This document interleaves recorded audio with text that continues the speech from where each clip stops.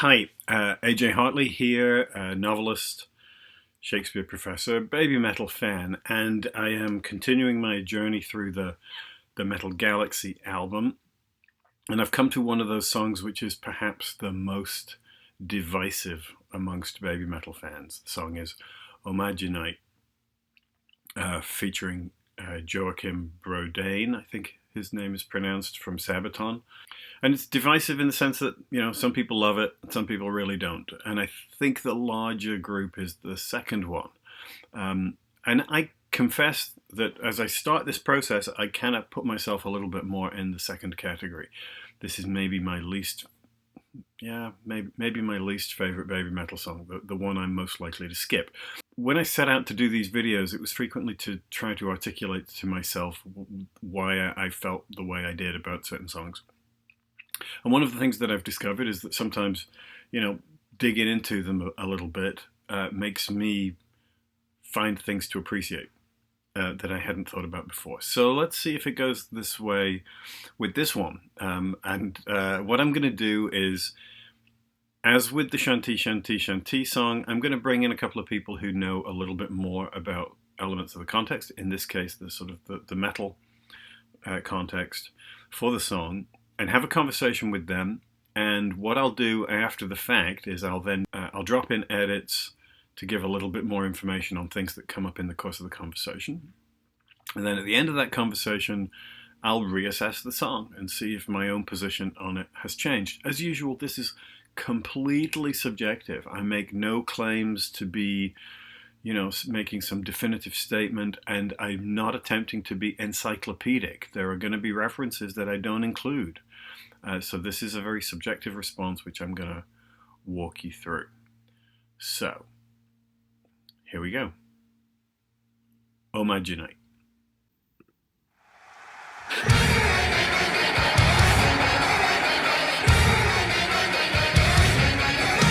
So let's start with the lyric. This is probably the shortest baby metal song, if we don't include things like Baby Metal Death, which lyrically is not really a song. This that you can see here, these 4 lines are pretty much the entirety of the Japanese text. Tahenda tahenda mitsukaranai, datakita yo onegai, nande monai, kinishinai, motainai, omajinai, and that's it. However, it's not absolutely clear. Tahenda just is one of those sort of common Japanese exclamations of woe and tragedy and disaster. Here I've translated it as "oh no," but it means something has gone wrong. There's a problem of some kind. Mitsukaranai, we can't find something. Come on out, please. And then nandemanai kinishinai, it's nothing. Doesn't matter. I don't care. And then, somewhat paradoxically, this suggestion that motainai, omajinai, something we've lost something, and therefore I'm going to resort to magic or wishful thinking of some sort, prayer, which is what majinai, omajinai means, right? The word is majinai, meaning spell or wish. The O in front of it is an honorific, like Okasan, mother, right? The O is not part of the actual word. It's just one of those sort of words of respect. And it's not just for people.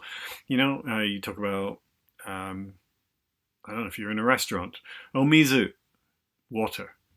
The word is just mizu. Oh, shoyu, osake, right? The soy sauce, sake. The O is just a term of respect that gets added to it. Now, in the title as printed here, the O is rendered as English O exclamation point, Majinai. So we've taken the honorific and made it into something recognizably exclamatory, which is, clever. The situation is not entirely clear, particularly because we start off in a state of distress, and then the nandemonai kinishinai really sort of suggests it doesn't matter. I don't care. I assume this means, I don't know, protestation of not caring when actually you do, because then the last line is something, you know, what we've lost is important, and I need to somehow get it back. I can't do it by myself, so I'm going to resort to a wish or a spell. Now, the English translation, such as it is not exactly really a translation. It's kind of like the English in Elevator Girl. It's closer than in Elevator Girl. Taihendai is rendered as "oh my gosh." I'm not crazy about that personally, but that's okay.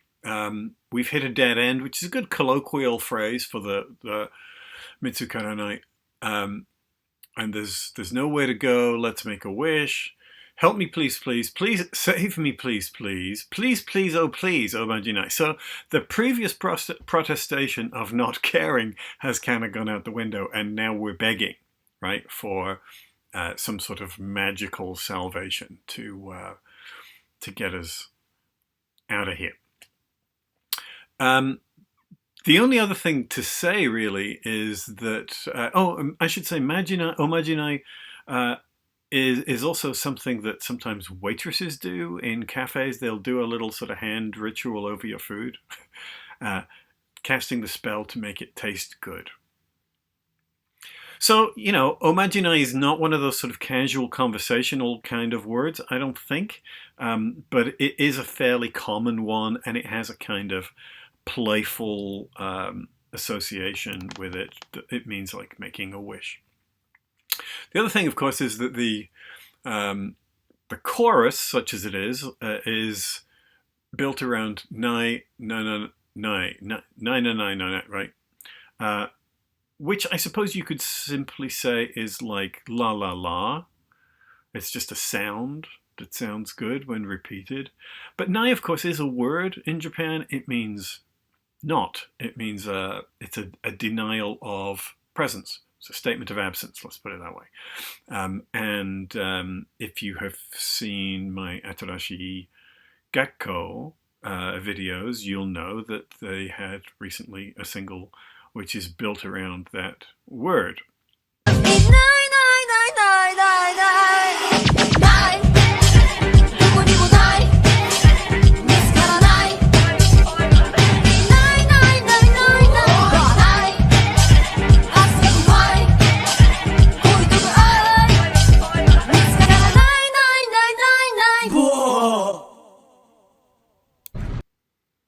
Exactly. Thank you, Suzuka. The way that they use the song, obviously the word nai is supposed to have meaning, right? Because it's a very sort of playfully existential sort of song about not being able to find meaning. The way BabyMetal sing their version of it, it seems to me, playful and happy. So I don't want to put too much emphasis on the negative connotation of the word, but we might want to revisit this at the end of our discussion to see if something of that negativity is there, because this is something that we've seen a lot in other BabyMetal songs, including most recently in the Shanti Shanti Shanti, where there's a kind of fusion of light and dark, of good and bad, of positive and negative, life and death, right? Which is all over a lot of BabyMetal songs. So maybe there's something going on with that. But it's also just a la la la type sound.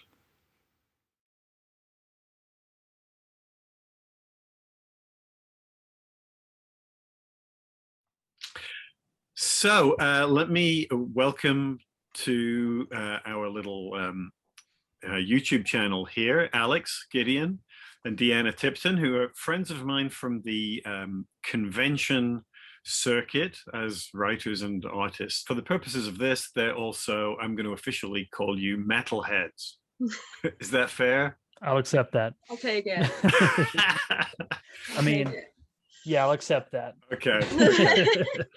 And Deanna also claims some Scandinavian ancestry, so that's another good reason to have you here. So, I don't know if you've seen any of my videos. I work through these BabyMetal songs, and one of the features of the third album is that they dip into a lot of different genres within I mean, they call them different metal genres, but actually a lot of them are simply just different musical backgrounds, different Mhm. cultural backgrounds.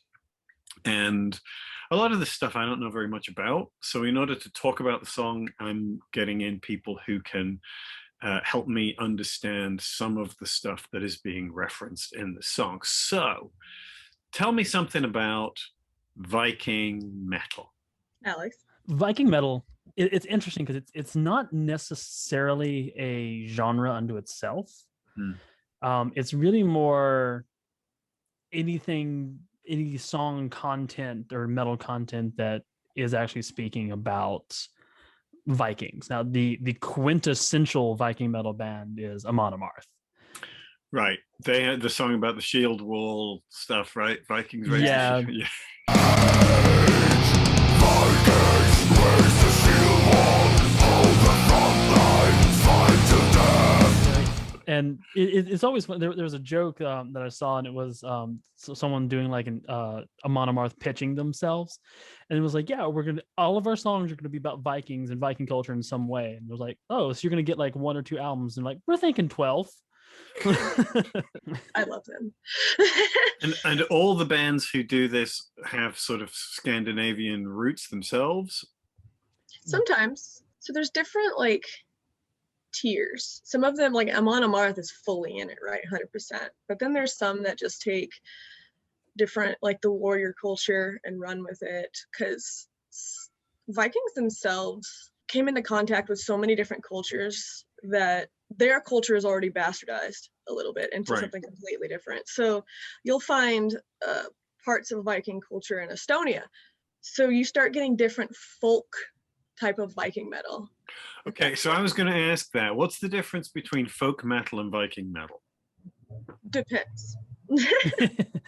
Really does.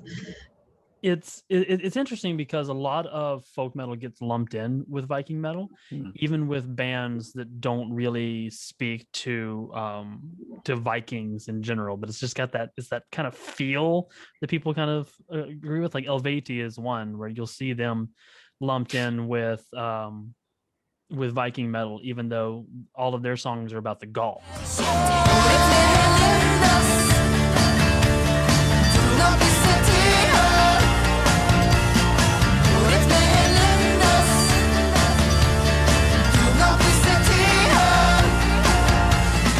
So you have like that influence as well, but you get a lot of Viking influence. You know, that whole like Norway, Sweden, Finland. A lot of bands, while they might not be Viking metal themselves, probably have a song or two that was about Vikings in some way, because a lot of us metalheads are geeks as well. So we like bring that in. You know, there's bands like Blind Guardian that are just have so many Lord of the Rings references and everything. So let's sing the bot song. Tomorrow will take us away, far from home.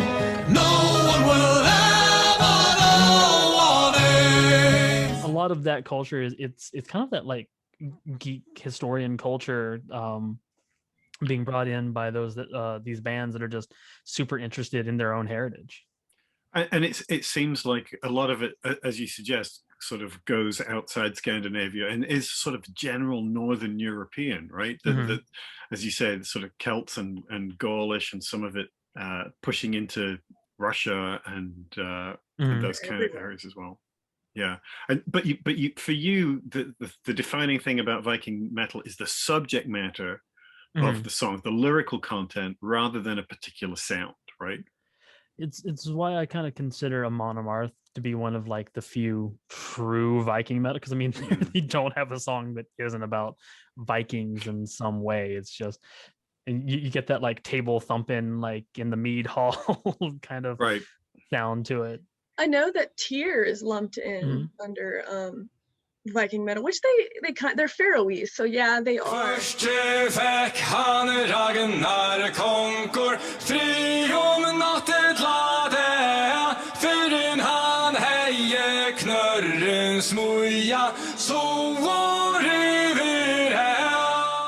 but they sing about their own pantheon, the Faroese pantheon. Yeah, they do some Odin and Viking pantheon that way, nor Scandinavian pantheon, but they go off on their own Celtic. They go it gets kind of just clumped in. So Viking metal itself isn't just like one genre, but there's like 3 bands that just encompass solely Viking metal. And you get a lot of influence. There's a lot of overlap between what's considered Viking metal and what's considered pagan metal. And that's where you get that folk influence in there as well. Like Metzatol has a lot of that kind of pagan influence.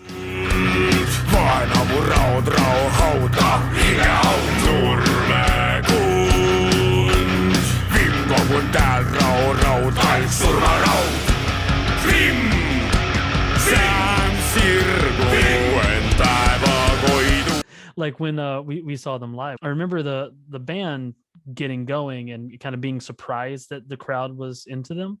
And the first time they said anything was like halfway through the show, and the guy just comes up, gets right up on the mic, and just goes, "This next song is about becoming the bear." And we were like, yes. And it was the best thing of the whole night. And it was like that's kind of gets lumped in with the Viking culture is that kind of, you know, pagan culture as well, even if it's not necessarily, you know, Norse gods and that kind of thing. Sure, but yeah. I mean, it's there in English literary tradition. You know, people Beowulf is the earliest, longest, greatest of the Old English poems, but it's deeply informed by, you know, Scandinavian in roots. This particular song, the BabyMetal song that I'm talking about, uses the lead singer from Sabaton, about whom I know very little. And what I've seen, it seems like their focus is not really Viking, though I guess they're from, is it Finland? Sweden, okay. Yeah. But all their lyrical content, so in the songs that I've seen, seems to be Second World War rather than sort of, you know, ancient. And maybe that's just the sampling of songs that I have dipped into. Overrun, Russia 1941. They don't belong. We stand our ground, 1,000,000 strong. We are ready for the strike. Face the army of the Reich, 1,000,000 strong. This is our land. They don't belong. So does that make them not Viking metal? I guess it does. It makes them what?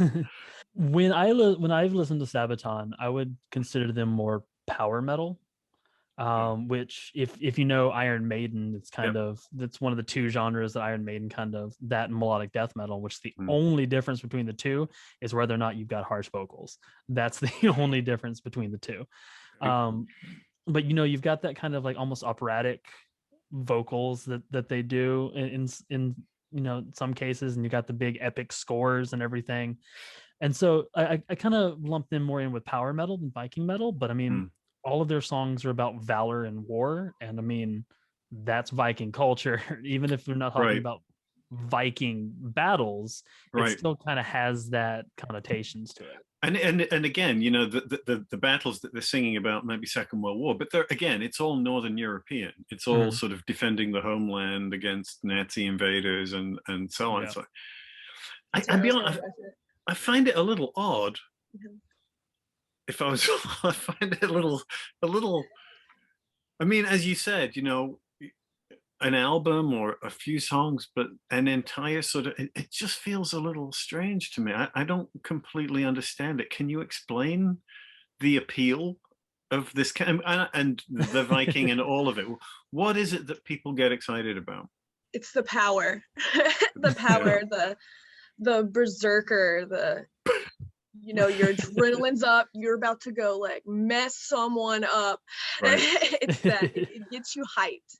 The unmitigated testosterone. Yes, you know what? I might be a woman, but I get unmitigated testosterone moments as well. Okay. Yeah. I like shield baiting it up in my car on the way to work. Does it take itself very seriously, do you think? Sometimes. Power metal is kind of like right there on that brink of, you know, taking themselves really seriously. And then, you know, you've got these just fun songs that they do. A lot of the appeal comes from an outlet for aggression that is culturally acceptable. So it's I feel like if more people kind of got into it and really kind of like saw what the culture was about, it would make a lot more sense. You know, there's this whole like idea that, oh, you know, they're the people that go out and they're, you know, the people that, you know, are doing the drugs and they're being violent and, you know, criminals and everything. Yeah, and it's really like, I've been to a lot of shows and I'm like, that is the least like likely thing in a metal show.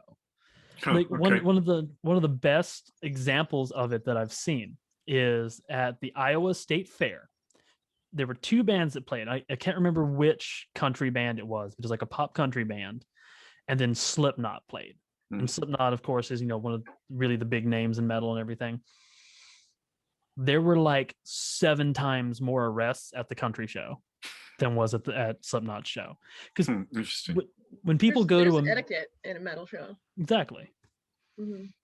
Like, and I was going, because I was wondering about this as well. Not only the testosterone, but so much of the certainly in those Sabaton songs, there's this very strong nationalist element as well. And I was like, does this push a kind of right-wing agenda at all? Do we have, because, you know, I mean, in some forms of skinhead punk and stuff tend to have a political leaning, right? They sort of they push right or they push left depending on if it's ska, if it's punk or whatever, you know. And I was just wondering if there's a similar issue here or not. Sounds like you say not.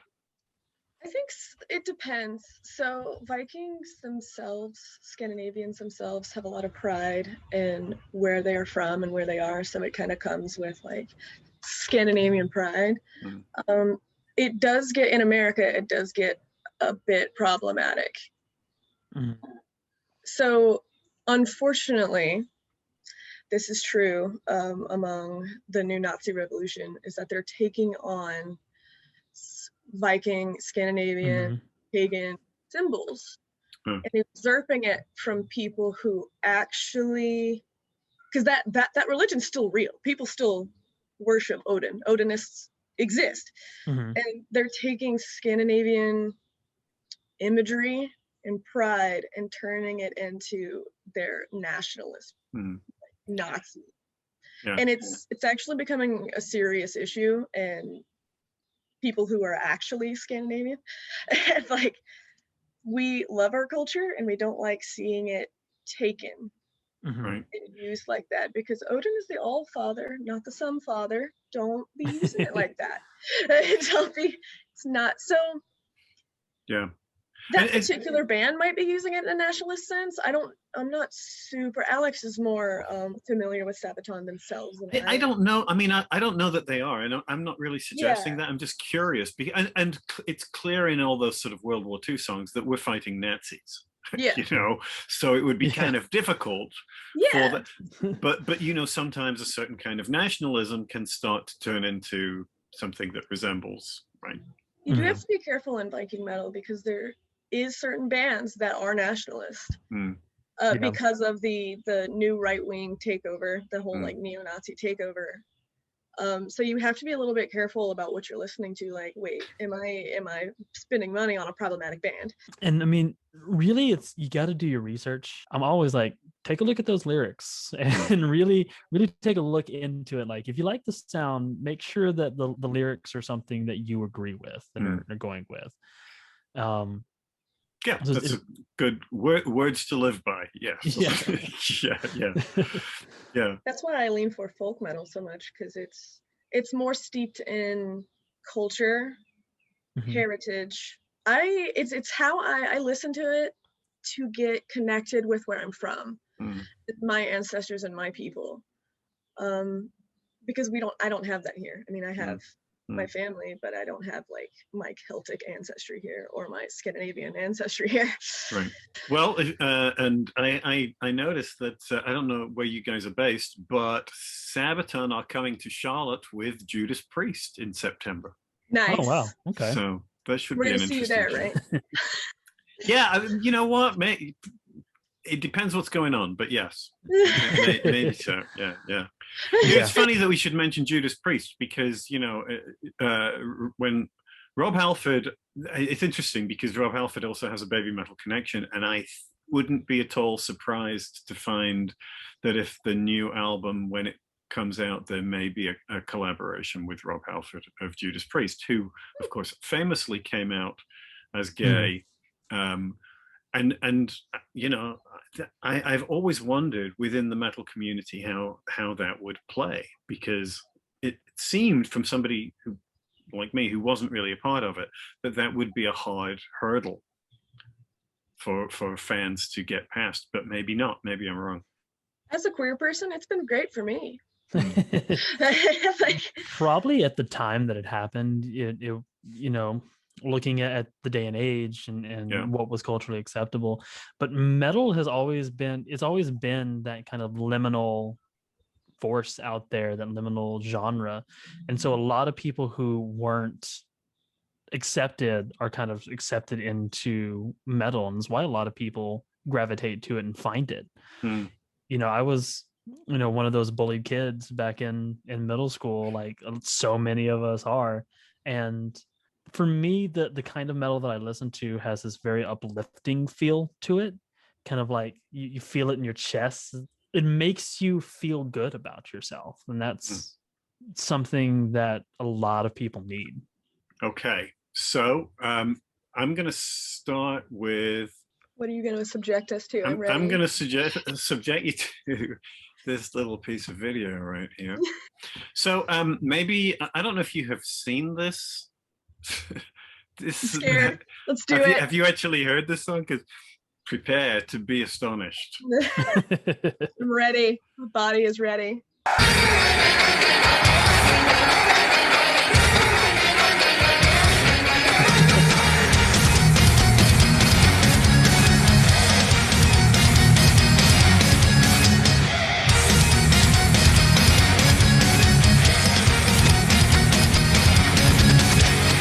Okay, before the lyric starts, first impressions.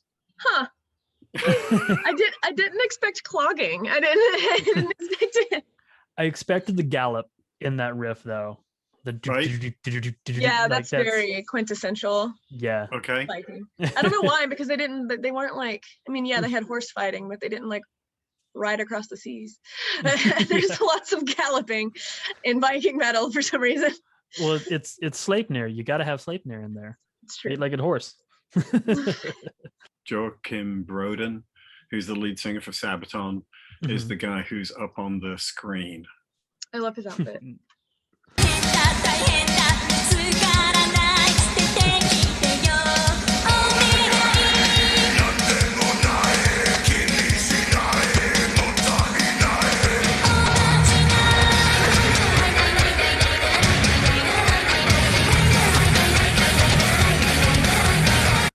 So the obvious question is, what is happening? That's going to be stuck in my head for the rest of the day. Thank you, AJ. What does it sound like? It's actually got some like folk metal. Yeah, because it makes me think of Korpiklani a lot with the vocables in Finnish folk metal. Yeah.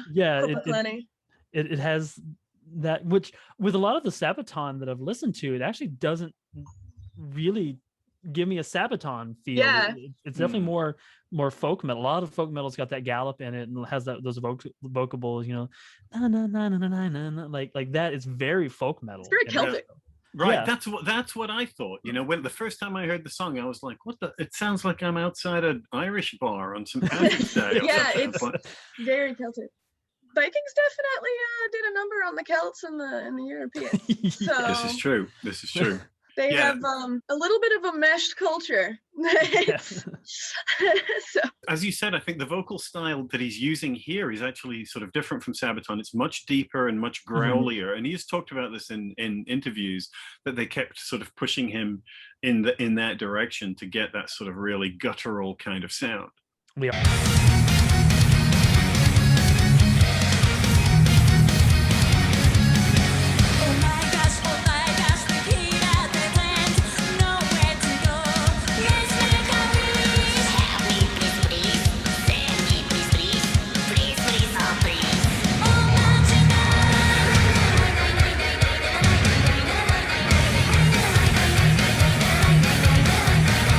It's with the pickaxe.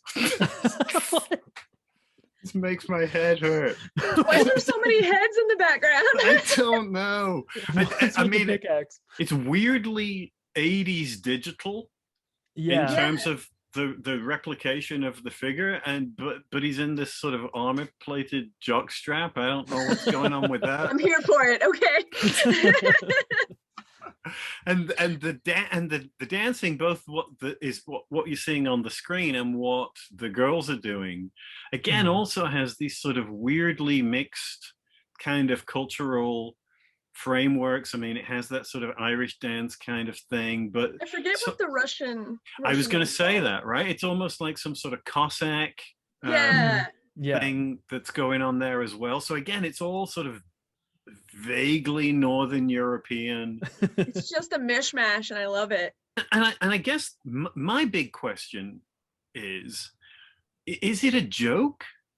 I mean, because as you said, you know, there is something sort of hyper masculine about a lot of this kind of, in its pure form, and very sort of militaristic, and the lyrical content is about, you know, this section of the song in performance is set up with a little video about how there's this magical land that for metalheads to go to, but it's only for children because it makes you like children, and if you go and you're an adult, then you're forced to dance, and it's a magical spell. So Majinai is a kind of a spell.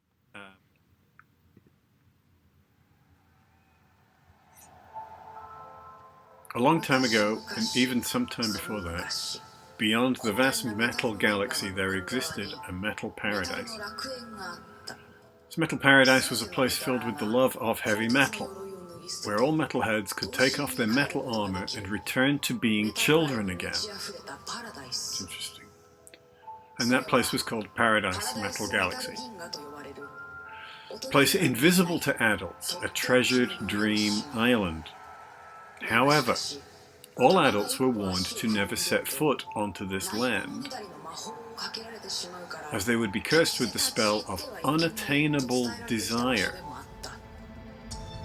"Welcome, please come closer," said the overly excited fox from the north, and lured the Winterland Metal Warrior to set foot onto the Forbidden Land. So the Winterland Metal Warrior is clearly Joachim Brodane, figured here with his trademark glasses and the sort of mohawky type helmet, sitting in the tank, because, you know, frequently that's where his songs position him, right on the front lines of modern combat. He's literally a metal warrior because he's sitting in a tank, because that's what you use to go to the magical land of children. Immediately thereafter, the fox from the north casted the spell of unattainable desire. Unattainable desire is a really interesting phrase, right? It's a very adult kind of thing. A hankering after something that you can't ever have. Which forced the metal warrior to uncontrollably dance. What was known as the Shakari Mosh. The other metal warriors who witnessed this scene were disgusted, complaining that this isn't heavy metal at all. Now, we've heard this before, where BabyMetal concerned. Lots of people complaining that this isn't heavy metal. So the lead-in foregrounds that discussion and says this is not heavy metal, because this is this sort of childlike fantasy version thereof. And we get this sort of representation of these other people. Are they band members, or are they other members of other metal groups? I am not sure. Maybe you can suggest. Just as they were complaining about this, they were hit by the same spell, and to their dismay, they had their arms around each other's shoulders uncontrollably, dancing to the Shakiriti Mosh, and this paradise would spread into the metal galaxy. Again, a little unclear. It sounds like on the one hand it's something that we want, and on the other hand it's something that we don't want. And it somehow is a navigation of metal and non-metal, adult and non-adult, and the unattainable desire, right? Wanting something that you can't completely get, or you can never get enough of, something which is where your appetite is unsatiable, right? Which is somehow being paralleled with the idea of the dance which you can't stop. Really curious, right? Because the unattainable desire sounds like, so the desire is to stop, or the desire is to dance, but you can never dance enough. Both, neither, I'm not sure. But somehow the dance represents a reaching for something that you can't quite get hold of, right? And that you're sort of trapped in this moment of never quite attaining what it is that you want, what it is that your heart most desires. This is all getting very Harry Potter all of a sudden. Yeah, interesting. Oh, you know what? I hadn't even thought about this, but it has a Danish kind of element because it sounds like a Hans Christian Andersen story, right? It's got that sort of fairy tale dancing shoe, right? The one about you put the shoes on and you can't stop dancing. The story in there is that a girl who is overly fond of dancing and uses it as a way to sort of show off gets these special red shoes, and they are cursed so that she can never stop dancing. And I think there are a couple of different versions of the story, but they're pretty grim, and they, which is ironic in the circumstances. But yes, then this is a Hans Christian Andersen story, not a grim fairy story. But they result in her sort of having her legs cut off, her feet cut off, in order to sort of stop her from dancing, and she eventually dies, and the sort of salvation is that she's able to ascend to heaven instead of dancing all the time. So it's kind of a miserable story, and it's worth bringing up because the reference to the dangerous red shoes, which you may recall, I mentioned when we were talking about Catch Me If You Can. So at the time when I was talking about Catch Me If You Can, I thought maybe that was kind of maybe not a particularly convincing analogy for that song. But I kind of changed my mind because I think that there's something going on here. For whatever reason, this is a story that seems to have cropped up on Koba's radar, or maybe it's better known in Japanese culture than I realize it is. So part of the frame of this is this idea of being trapped in this place where you can't stop dancing even though you want to. So maybe some of that negativity that I was talking about there is sort of ghosting the story of the backstory of the song, even though this is presented as a joyous thing, right? Dancing's great, unless you can't stop. And then, it's maybe less great. Are we meshing with this sort of folk metal and Viking stuff, or are we kind of poking fun at it from inside, or what? I mean, we definitely are really good at making fun of ourselves. So it's completely possible. I mean, there's a lot of songs that are along these lines that are definitely just to be fun, to poke fun at themselves. Like, makes me think again, Corpaclani. I'm thinking of their song "Happy Little Boozer."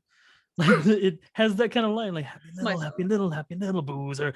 It's along that same line. Like, it's not supposed to be serious in any way. And I'll have to send you that.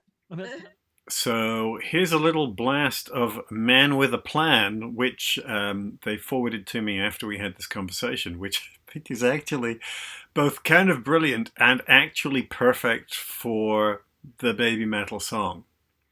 Check this out. I'm a man with a plan. The plan is to push as much as I can. I will be this way until the fall of my final time.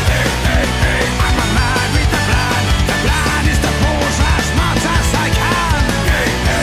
I will be this way until the fall of my final time. And yes, you're hearing that right. The plan is to booze I drink heavily as much as I can, right? But you notice the way that this finishes, which is really, really similar to the ending of Oh Majinai. It goes down, it seems like it's finished.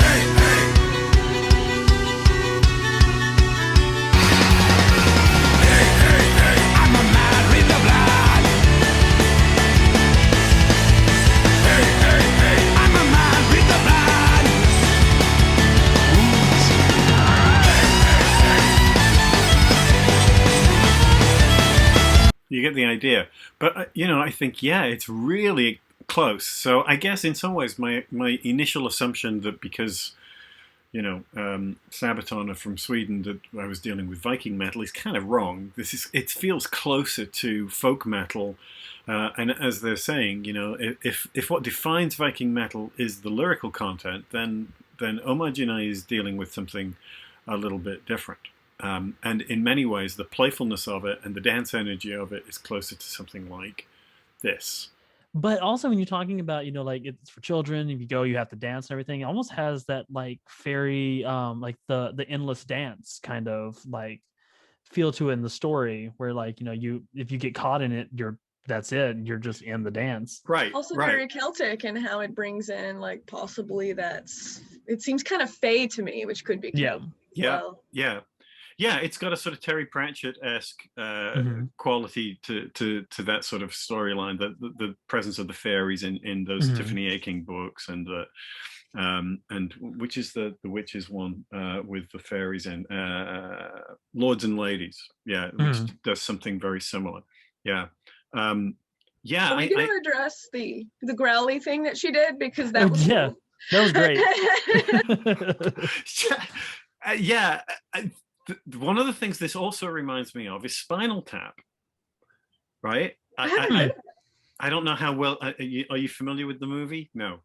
There's this classic mockumentary from the, want to say, very early 80s about a hard rock band called Spinal Tap. And they do all this stuff. They dress up, and it's all sort of completely over the top, and it's a comic thing, right? But the most famous scene is when they're doing this sort of ridiculous pseudo Celtic thing about Stonehenge, but because they misunderstood the plans, the architecture of the stage show, when the Stonehenge descends behind them, it's only 18 inches high. Then directions unclear. The elves come and dance around it, and they sort of step on Stonehenge. and it reminds me of this, because they're doing this sort of goofy little. That's amazing. So check out Spinal Tap. Yeah, we're gonna watch that tonight. Let me play a little bit.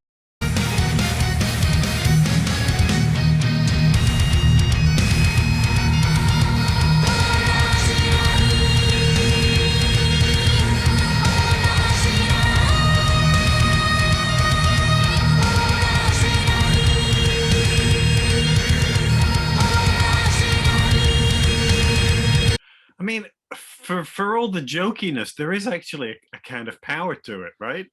Yeah, I like the drop down. That's just before you go to war. Yeah, that is the craziest mix of like nasty metalcore breakdown and just their vocals over it. Yeah. Super happy, high pitched, ready to go.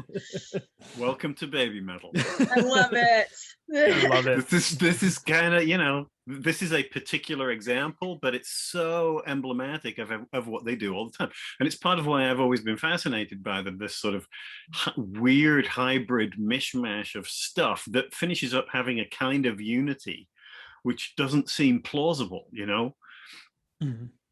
Something that comes out of so many different things. Yeah. The first time I heard him, I was in Charlotte, and I was at Carolina Rebellion, actually, with when BabyMetal met Rob Zombie. And I was just walking by. Don't remember where I was going, but I heard him, and I just like stopped walking. What is that glorious noise? And I got stuck there for like an hour and a half. I remember hearing them years ago. I think when they were I think they only had a couple of singles out at the time. They like just started. Um, but there's several Japanese bands that I'm a fan of, like Each of the Days, Bloodstained Child, Crossfaith, Undead Corporation, bunch of those bands. And because like they popped up because I listened to those, and I remember being like, what am I listening to? Right. The first time I heard them. I think that's the sort of, standard response. Some of those sort of reaction videos, many of which are sort of faked, but the best ones take exactly that arc, right? People sitting down and going, "What on earth is this?" And then and by the end of the video, they're like, "Oh my god, this is great!" It's fantastic. Yeah. I'm a little confused about the pickaxe, but I mean, I'm here for it. Yeah, I found I was like, "What does this video remind me of?" And I was sort of scouring my memory, and I dug up this old video of an 80s pop band from the UK called Go West, and they had a song called We Close Our Eyes, and it must have been very early in this kind of digital video production. It must have come out around the same time that Peter Gabriel's Sledgehammer came out, which had a very distinctive digitized video, and it's weirdly similar. I can't make any meaningful connection out of the similarity. It's like, is this a deliberate echo? I don't think it is, but there is a sort of there is some sort of visual similarity, if nothing else. Yeah. I had a theory and it died, so never mind. Yeah, I was going for it, and it just tanked. I know. There are sort of a number of weird little connections. There's a Japanese band, an idol group called Perfume, which have various connections to BabyMetal. They sort of come from the same place. The key members of the band come from Hiroshima, and they have the same choreographer. They're part of the same representation, and their first single was called Majinai Perori, and it's a totally different kind of song. But Majinai is not a particularly common, frequently used word, that sort of spell thing. So, again, I was looking at that and saying, is there a connection? There seems to be a sort of, BabyMetal have got to be conscious that they're doing this song done by their elder sisters, in a similar kind of way. But it's a totally different song. That's a song about adolescent girls, making sort of childish love spell type things in the classroom, dreaming of who they're going to have a crush on, kind of thing. It's like, I remember doing that. I know what the hell this is, but it ain't that. So this is the Perfume Omajinai Perori song.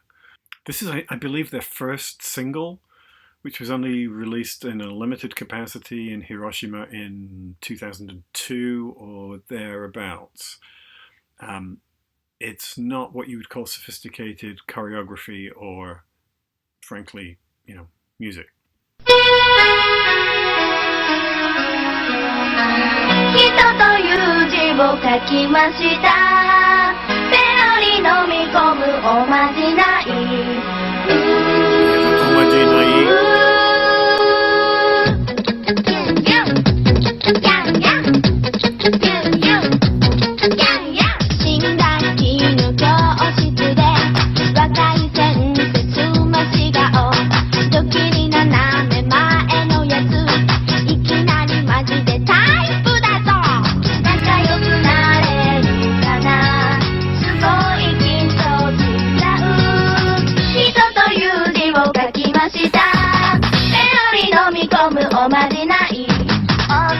Okay, I think that's enough of that. Yeah, I mean, this is your sort of classic idol girl group stuff. The Omajinai part of the song, perori means to lick something, right? And what they're doing is you write somebody's name, I think, and then you lick the paper, and then you go to sleep, and I don't know, it's like a love spell, or you dream of them, or something like that. It's supposed to be an adolescent schoolgirl crush wish, a love, sort of like a very, very light, goofy childhood version of a love potion or love spell, right? And when they're just doing the sort of goofy classroom stuff, that's fine. When they start suddenly switching into the Christmas bikini thing, that makes me a little, I don't know. Another little connection to the BabyMetal song in this section here as we move into the chorus. 震えた運動をしましょうどうしましょう大変だ止められない大変だ止められないどうぞどうぞどうぞこれからよろしくあったんだよ大変だ So yeah, the repetition of the phrase "taihenda," which is of course the phrase that shows up in the BabyMetal song. Though here the apocalypse is in the classroom. It's about the trouble with not being able to get the right boy to fall in love with you. But it does seem more than a coincidence that in a song with basically the same title, the BabyMetal song, which has like 4 lines of Japanese lyric, should include a repetition of the phrase "taihenda," which shows up here. There's the Mikiko connection, the Hiroshima connection, and Su Metal went to the same school, the acting school of Hiroshima, before joining Sakura Gakuen and so on. So she was the sort of younger sister of the Perfume women, and so they must have been conscious of this. The spell here in the Perfume song is an adolescent love spell, and sort of romantic but childish, though the sort of faintly sexualized costumes, not faintly, the sexualized costumes of the Christmas bikini, whatever the hell that is supposed to be, and licking strawberries and stuff. This is, paging Dr. Freud stuff. So the video wants to have it both ways. It wants to present these children as young adolescents doing goofy children stuff, but then they sort of get rendered in this sort of slightly, to my mind, slightly sleazy, voyeuristic kind of thing. By comparison, I think the BabyMetal version is much more genuinely childlike, even though they are older and not being presented in sort of eroticized terms at all.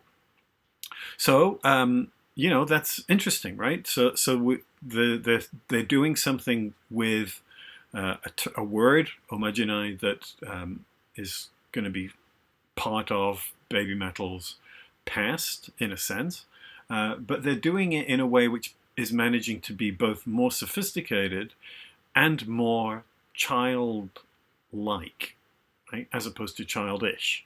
That there's a kind of a playfulness and innocence to it, which personally I prefer to the Perfume version. Sorry, Perfume fans. This has been an interesting dive into BabyMetal's Viking. Yes. I like it. I'm sold. Extra sold. I was already sold, but I'm like extra sold. Right. The Well, then my work is done. But...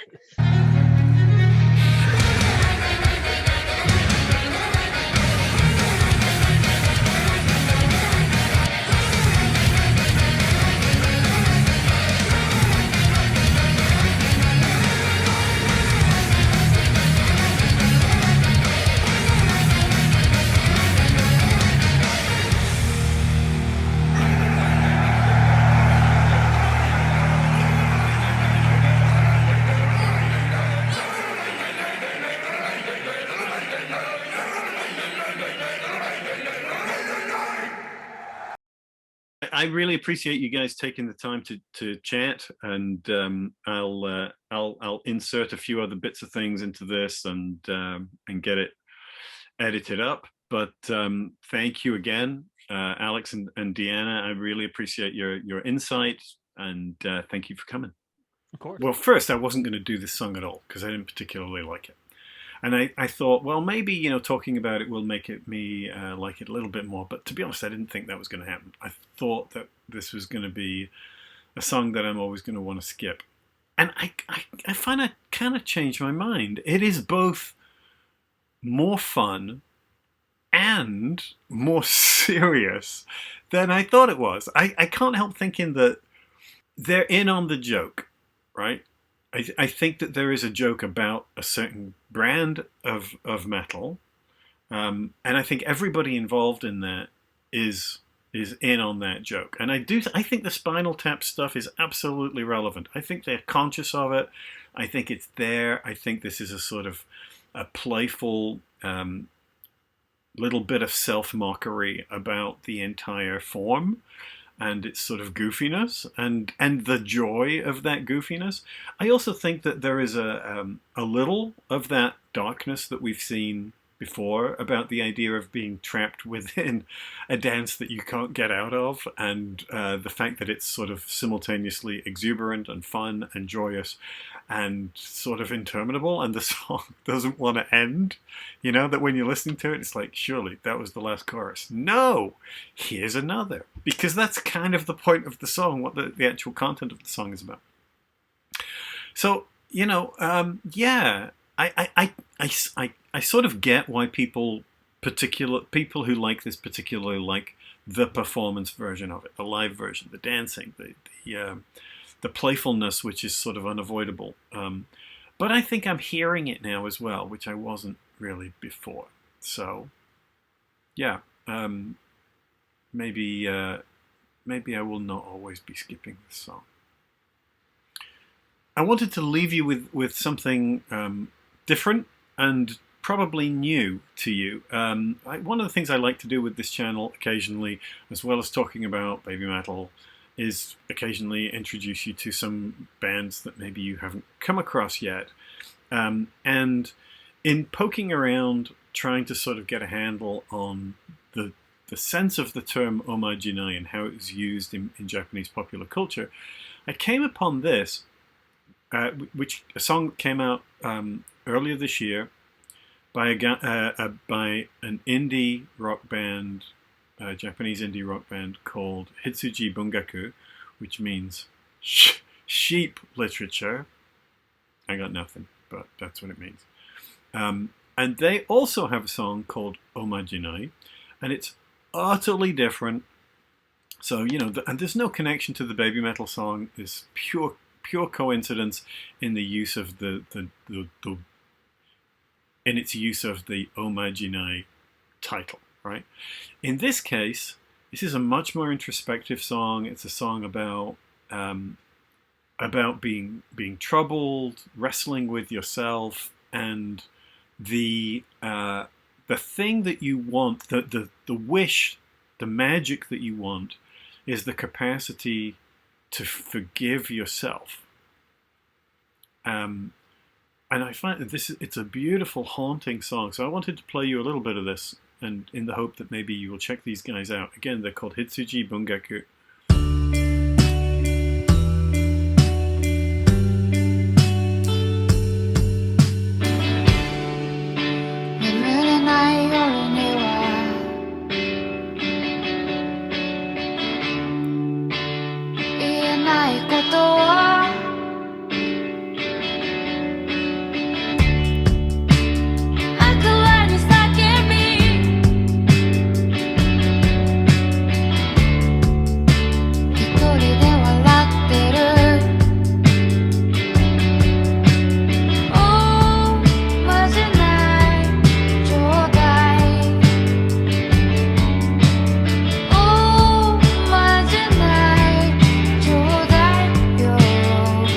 'Good, isn't it? Beautiful. And you'll hear that phrase, which of course baby metal fans will be familiar with, not just the Majinai, the spell, but the chodai, right?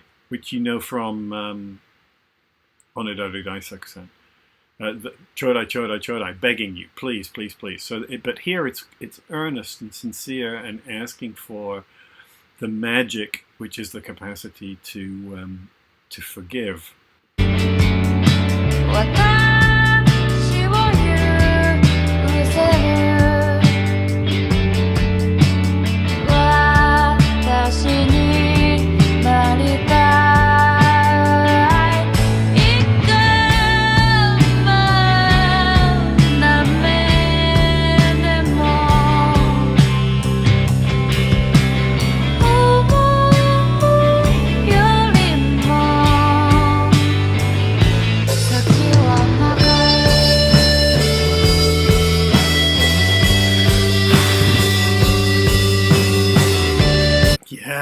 great, isn't it? I love that distorted, high, plaintive guitar sound. It's really gets me. Anyway, not relevant, not relevant at all to the BabyMetal song, but I just wanted you to hear a little bit of it. I think this is where I'm going to leave things for today. As usual, I'm always keen to hear what people have to say, so please like, comment, subscribe, and we'll continue our journey through the metal galaxy, I guess. All right, thanks. Talk to you soon.